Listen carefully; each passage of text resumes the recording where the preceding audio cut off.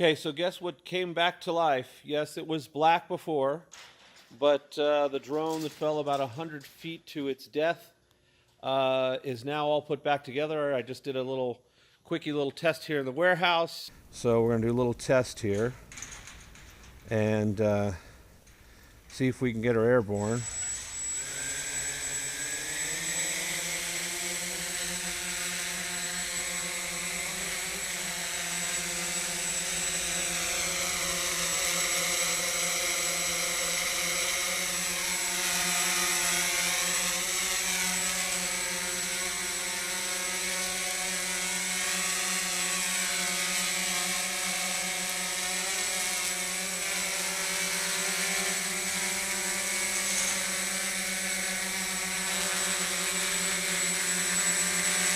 I don't have the camera set up yet. See, the gimbal is empty there.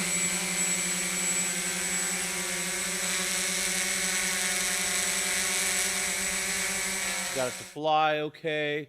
I got to get it outside where I can get some satellites hooked up to it and see if I can get the GPS hold to work and a few other things.